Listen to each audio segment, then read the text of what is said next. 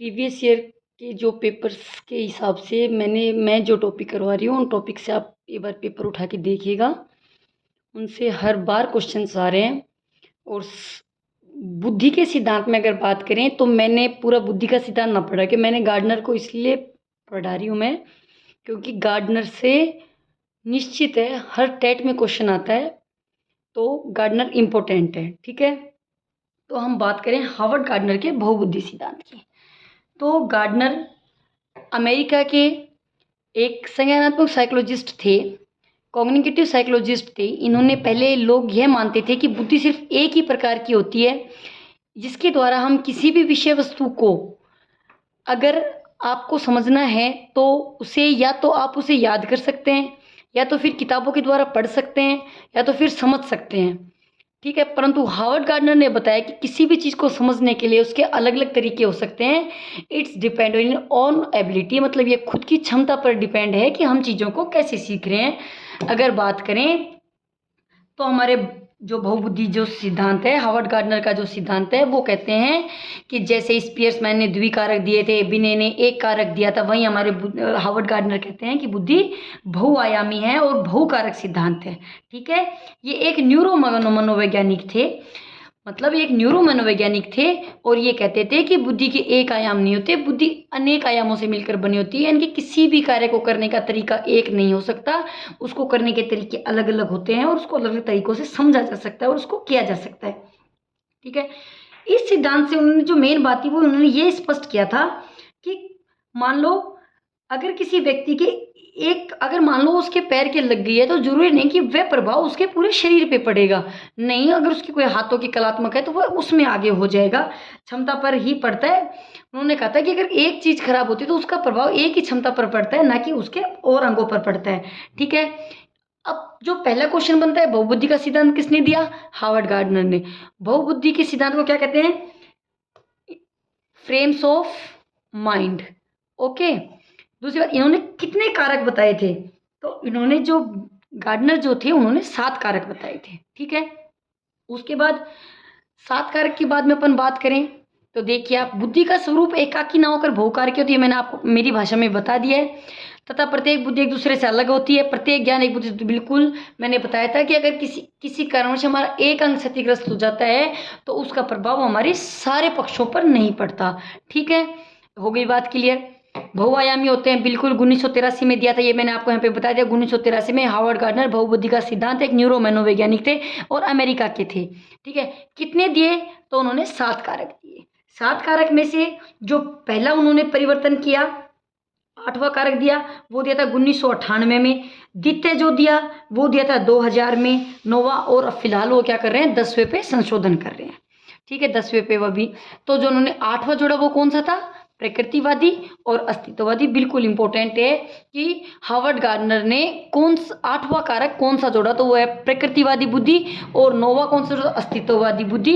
अभी तक उन्होंने 7 दिए, बहुआयामी का सिद्धांत दिया है। उन्होंने बुद्धि का एक कारक ना बताकर अनेक कारकों से बताया। एक चीज का प्रभाव एक पर ना पड़, जरूरी नहीं है अगर एक अंग क्षतिग्रस्त होता है तो उसका प्रभाव हमारे सभी पक्षों पर पड़े, उन्होंने ऐसा बोला है। ठीक है, अब बात करें इसकी, तो सबसे पहले इसकी बुद्धि का प्रकार। तो सबसे पहले मैं आपको बताना चाहूंगी भाषाई बुद्धि, तार्किक बुद्धि, स्थानीय बुद्धि, शारीरिक बुद्धि, सांगतिक बुद्धि, व्यक्तिगत आत्मन बुद्धि भी कह सकते हैं, या अंत व्यक्ति भी कह सकते हैं, अंतर व्यक्ति भी कह सकते हैं, या व्यक्तिगत अन्य बुद्धि भी कह सकते हैं, प्रकृतिवादी और अस्तित्ववादी, ये अपन ने पढ़ लिए थे। तो पहले तो क्वेश्चन ऐसे भी पुटअप हो सकता है, मान लो हमको 4 कारक दे दिए गए, उनमें से कौन सा कारक बुद्धि का नहीं है, कौन सा कारक बुद्धि का नहीं है। तो हम जब हमें ये चीज याद होगी तो हम इसको कैसे याद करेंगे? हम इसको ऐसे याद करेंगे कि मान लो एक बच्चा है, जब तक वो बच्चा बोल ही नहीं पा रहा है, मान रहे हो, बोल नहीं पा रहा है, को रिलेट करें हम भाषा से, मतलब भाषा है तो तर्क है भाई। मतलब अगर हमारे पास भाषा है तभी तो हम किसी चीज पर तर्क वितर्क कर सकते हैं। तो भाषा है तो तर्क है, और तर्क है तो ही हम किसी स्थान पर पहुंच सकते हैं। मतलब मेरा स्थान से हम कह सकते हैं ऊंचाइयों तक पहुंच सकते हैं। तो भाषा है तो तर्क है, और तर्क है तो स्थान है। लेकिन भाषा हो गई, तर्क हो गई, ठीक है, हम तर्क से, हमारे पास तर्क वितर्क की क्षमता अच्छी हुई, हम अच्छा पढ़े लिखे, सब कुछ किया और हम आज बहुत अच्छी स्थिति में, हम बहुत अच्छे स्थान पर पहुंच गए हैं। ठीक है, कैसे याद करोगे? भाषा है तो तर्क है, तर्क से हम हमारे स्थान पर तो पहुंच गए, लेकिन उस स्थान पर पहुंचने के लिए आप जानते हो हर गवर्नमेंट जॉब में मेडिकल होता है, तो उसके लिए हमारा शारीरिक स्वस्थ होना जरूरी है। कैसा होना? शारीरिक स्वस्थ होना जरूरी है। तो भाषा है तो तर्क है तो स्थान है, और अगर स्थान है, अगर स्थान पे हमको रहना है तो हमारा शारीरिक होना बहुत जरूरी है। ठीक है, और जब हम स्थान पर होंगे, शारीरिक खुश होंगे, तो शारीरिक हम कैसे खुश रह सकते हैं? जब हम योगा करेंगे, मेडिटेशन करेंगे, तो वो हम कैसे करते हैं? गाने सुन के करते हैं। गाने सुनने चाहिए, क्योंकि गाने हमें स्ट्रेस फील बिल्कुल नहीं होने देते, स्ट्रेस फ्री रखते हैं हमको, और गानों से इंसान में थोड़ा इमोशनली भी चीज़ें डेवलप होती हैं।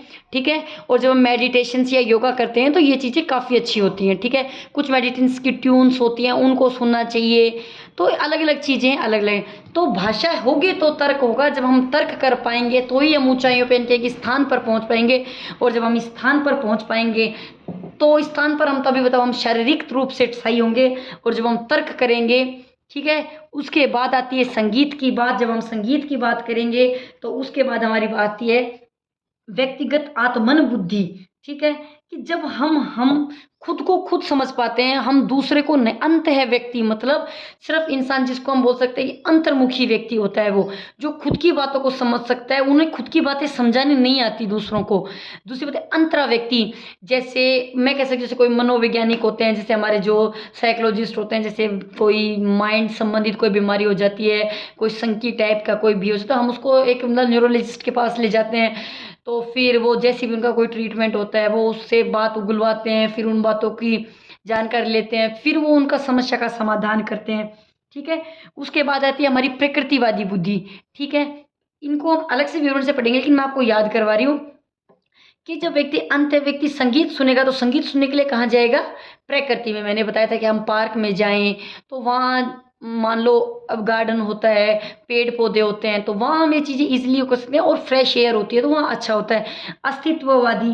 ठीक है, अब हम इनका अलग अलग तरीके से, तो भाषागत में हमारे ऐसे क्वेश्चन डायरेक्ट भी ना आके पूछ ली, जैसे हमें मान लो कोई चीज़ का उदाहरण दे दिया, एक कवि है तो हावर्ड गार्डनर के अनुसार वो कौन सी बुद्धि का प्रयोग कर रहा है।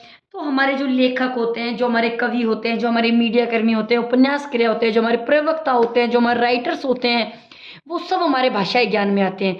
किस में आते हैं? हमारे भाषाई ज्ञान में। लेखक हो गए, हमारे कवि हो गए, मीडिया कर्मी हो गए। ठीक है, जब तक भाषा का ज्ञान ही नहीं होगा उनको, वो क्या करेंगे? उपन्यासकर्ता हो गए। ठीक है, उसके बाद में हम बात करें तो हमारे दैशिक की। ठीक है, और जब हमारे दैशिक की बात करें तो दैशिक को हम स्थानिक भी बोल सकते हैं। तो जब हम इसकी बात करें तो मान लो दैशिक को जोड़ो आप दिशा से, दैशिक दिशा। तो मान लो एक पायलट है, अगर उसको रास्ता ही नहीं पता है तो वो एरोप्लेन को कैसे उड़ाएगा?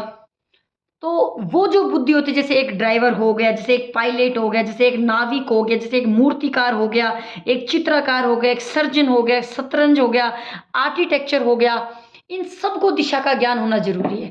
किस चीज़ का ज्ञान होना जरूरी है? इनको एक दिशा का ज्ञान होना जरूरी है। तो जो हमारी भाषागत जो बुद्धि है, उसके अंदर हमारे लेखक, कवि, मीडियाकर्मी, उपन्यासकर्ता, प्रवक्ता आते हैं। जो हमारी देशिक, या हम इसको स्थानिक भी बोल सकते हैं, इसके अंदर हमारे पायलट, नाविक, ड्राइवर, मूर्तिकार, चित्रकार, सर्जन, शतरंज, आर्किटेक्ट जो होते हैं वो सब होते हैं। उसके बाद बात करें हमारी शारीरिक गति की, तो शारीरिक गति से आप सीधी सी बात है, शारीरिक गति मतलब उछलना कूदना, जो नर्तक होते हैं, जो हमारे जिम्नास्टिक होते हैं, एथलेटिक्स होते हैं, खिलाड़ी होते हैं, जो हमारे मूर्तिकार होते हैं, वो सब हमारे आते हैं शारीरिक गतियों के अंदर। ठीक है, उसके बाद बात करें हम संगीतक की, तो संगीतक की बात तो इसमें से कुछ समझाने की जरूरत नहीं है। मतलब बांसुरी वादक है, जो हमारे गायक हैं, जो हमारे मतलब पीछे जो बैकग्राउंड देने के लिए जो इंस्ट्रूमेंट बजाते रहते हैं, ठीक है, वो सब हमारे संगीत का। उसके बाद आती है हमारी तर्क और गणित की। ठीक है, तो जो हमारे अंतरिक्ष में जो रहते हैं, जो हमारे साइंटिस्ट हो गए, वैज्ञानिक हो गए, जो हमारे गणितज्ञ हो गए, ठीक है, उनको हम कहेंगे ये तार्किक और गणितीय। उसके बाद आती है हमारी अंत है व्यक्ति। तो अंत है व्यक्ति मतलब होता है कि इंसान इस टाइम में, और जो ऐसे जो व्यक्ति होते हैं उनमें जो हम कह सकते हैं ये डिप्रेशन, ये चीज़ें ज़्यादा होने का होता है क्योंकि वो खुद की बातों को ना दूसरों के सामने व्यक्त कर पाते हैं, ना वो खुद की इच्छा को व्यक्त कर पाते हैं, और वो जो होते हैं वो खुद की एक बात का आधार खुद के हिसाब से ही बना लेते हैं, ठीक है। दूसरी बात आती है हमारी अंतरा व्यक्ति की। तो अंतरा व्यक्ति का मतलब होता है दूसरों की बातों को जानना, उनकी बातों को समझना। तो ये होती है हमारी अंतरा व्यक्ति की। में जब अंतरा व्यक्ति की हम बात करें तो देखिए, जैसे चुनाव का टाइम आने वाला है, तो अभी तक कोई नेता नहीं आया होगा, कोई सिंगल नेता नहीं आया होगा, लेकिन अब जैसे चुनाव पास में आएंगे तो देखना आप, मतलब आज वहाँ रैली हो रही है, वहाँ नेता पूछते हैं कि आप लोगों की समस्याएं बताओ, आप लोगों को क्या समस्या है, मैं आप लोगों के लिए क्या कर सकता हूँ, मैं आप लोगों के लिए क्या नहीं कर सकता हूँ। ये सारी चीज़ें उनमें इंक्लूड रहती हैं, ठीक है। उसके बाद जो हमारी बुद्धि आती है, जैसे हमारे मनोवैज्ञानिक हो गए, जैसे हमारे मानसिक जो बीमारियां होती है, जैसे हमारे पावलोव हैं, उन्होंने भी मानसिक सक्रियों के बारे में बताया था।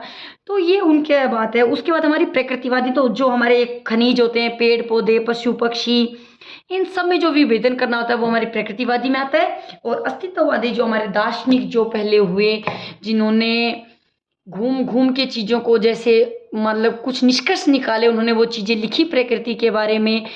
तो कुल मिला के जो हमारी गार्डनर जो सिद्धांत है, मैंने एक एक आपको और समझा दिया है, मुझे लगता है ढंग से आपके समझ में आ जाएगा। और क्वेश्चन डायरेक्ट ना कर भी अगर क्वेश्चन यहाँ से उठता है कि मान लो एक बच्चा है और वो, उसके पास एक टब है, वो टब में नाव चला रहा है, तो नाव को एक दिशा देने की कोशिश कर रहा है, तो उस टाइम पे कौन सी बुद्धि का उपयोग कर रहा है, तो हम कहेंगे वो दैशिक और स्थानिक बुद्धि का प्रयोग कर रहा है, ठीक है।